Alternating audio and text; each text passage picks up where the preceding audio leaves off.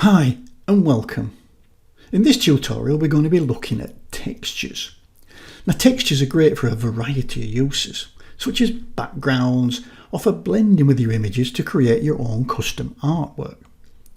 Now you can download textures from the internet, some free, some you'll have to pay for. But why do that when you can create your own customized textures? Okay, so let's see how it's done. Now every texture needs a starting point, and that can be an image or another texture, or you can just design your texture from scratch using brushes. A good starting point I find are your images, so let's have a look at one of them. Here we go, just any image, and the good thing about this is that it's got your initial tonal range in it, so that you can mess about with. Now there are no rules or instructions that I can give you on this. It's complete freestyling by you. You go in a particular direction, and if you don't like it, change something and then go again. And when you come to something you do like, flatten it and save it out as a texture.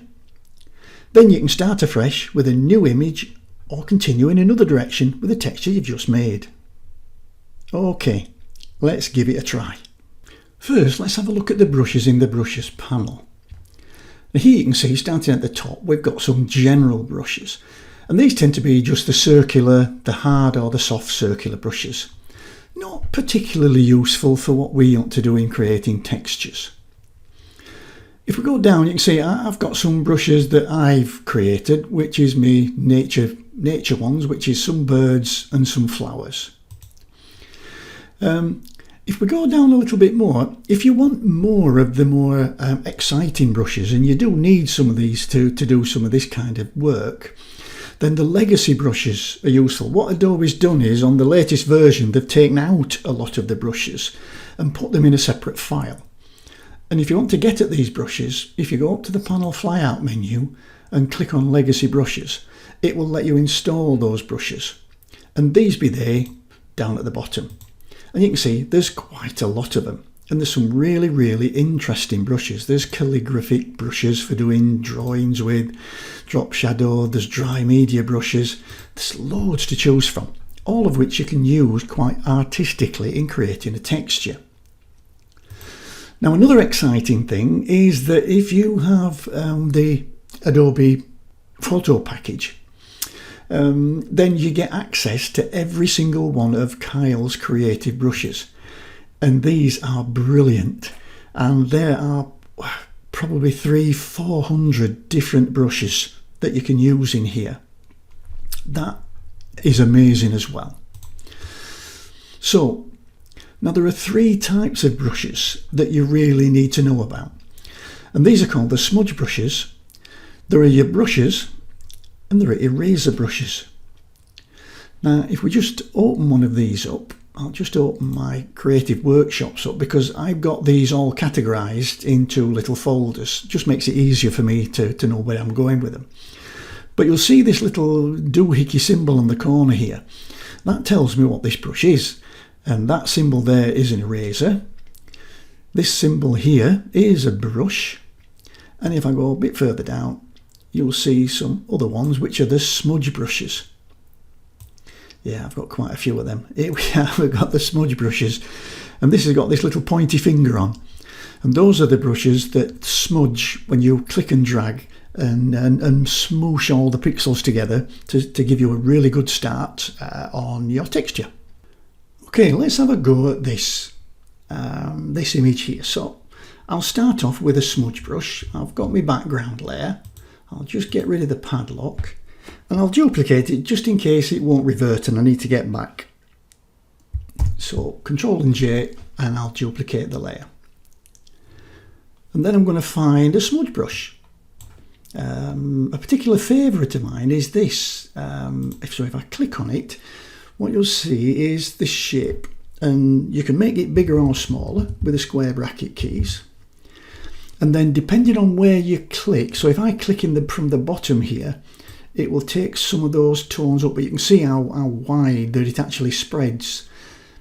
So if I'm clicking from the bottom, I can take the like brown tones up into the sky, or I can bring the blue tones down from the sky by clicking down. And you can see the brush, it changes every time, changes direction every time.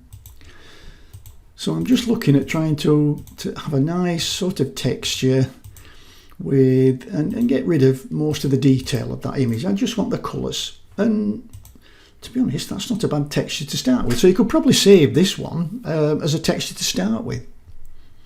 But we'll go a bit further. So now I'd like to bring in some brushes. So I'm going to create a new layer, a new empty layer, and then I'm going to go and find a brush. So again, I've got plenty to choose from in here. Let's go for watercolour. That's not normally a bad one. Now you can actually save the colour with some of the brushes. So this is obviously red when I saved it. But what I'll do is I can just change that colour. So let's go to, well, we'll go to black for this one. Just see what that one works out like. Let's say this is just total freestyling. And we'll make that white. Oh no, just a minute. We'll make that background colour white. And then we'll click and drag and see what happens. Oh, quite like that. Okay, maybe a bit bigger. Oh, yeah. Yeah, so like I said, there's no rules to this. You just build up a texture that you think, you know, I could live with that. That's all right. I think that's okay. And then you can play about with the blend modes and the opacity. So if it's a bit strong, you can drop the opacity. And then you could try some blend modes. Darken, oh, let's try, no, lighting's not going to work. Let's try an overlay and a soft light. Vivid light. And sometimes some of the, oh wow, yeah, divide looks quite good on that one. Okay, I'll stick with divide on that one. And then next I can make another layer. And I'll select another brush. So let's go for, well, let's say we want some scratches in it. Well, I've got a scratches brush. I think it's that one. Yeah, that's the one. I'll leave it to black and white, and I've got my layer, and you can rename the layers if you like. So I'll rename this scratches so I know what's on it. And that one was, oh, I can't remember. Can you remember what that one was? Anyway, it don't matter. And then I'm back on my scratches layer. I've got black as my foreground colour. It's a brush, and I can just put some little, and it's just in the background, just some little scratchy bits.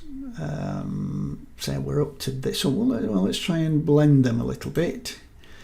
We'll try overlay. Yeah, okay. We're only on 5% flow, so if I wanted to make them a little bit more visible, then I can put some in round. Oh no, that's a bit too much. Edit and undo, or Control and Z, and I'll make them a little bit bigger and just put a couple of little bits in like that, and then drop the opacity of the layer, just so I can see them in the background a little bit. So I think we're going in a good direction here. Okay, you can then go really wild. Let's try a spatter brush. So again, that's going to come, so we'll need a new layer for that. So I'll go down, click layer, and we'll type spatter. And we'll go, let's say we'll leave it at black with flow of 51%, and we're on multiply. So let's see what that does. Oh, okay, yeah, I'm quite liking that. And you see, everything you do, it's normally a surprise, and you think, oh, quite like that. We'll make that a bit bigger. So you can go in the direction of like a grunge sort of background now. Okay, we'll drop the opacity of that maybe a little bit, just something like that. Oh, I think we're going in a good direction. So we end up with, you end up where you end up, basically. And so once you've got something that you like, and the great thing about this is that although we've started off with these colours, we can now change it. if we go and put an adjustment layer on, so let's say hue and saturation, then we can change the colour. Oh, is that not cool? Yeah, and I think I'll leave it. Oh no, where do we? Oh yeah, bit of those brown tones, and yeah, oh, I like that one. We can also change the saturation, and we can change the brightness. So you've now got what is a really useful texture that you can use for blending, or you can use for a background, a bit of a grungy background. And now all you've got to do is save it out. If you want to save the layers, you can do. Save it out as a PSD file or a TIFF file. Mostly I'm happy with where I've got. I don't go back and alter these textures much. So I'll just flatten it down and then save it out as a JPEG. So I'll go to the panel flyout menu, flatten image, and then file and save as, and I'll save it to my computer as a JPEG. Well, that's it for creating textures using brushes and some of your images. I do hope you found it useful. If you did, please give me a thumbs up or leave a comment in the more area under the video. And please click that subscribe button and join my Photoshop and Lightroom learning community. I'll see you in the very next video. Thanks for watching. Bye for now.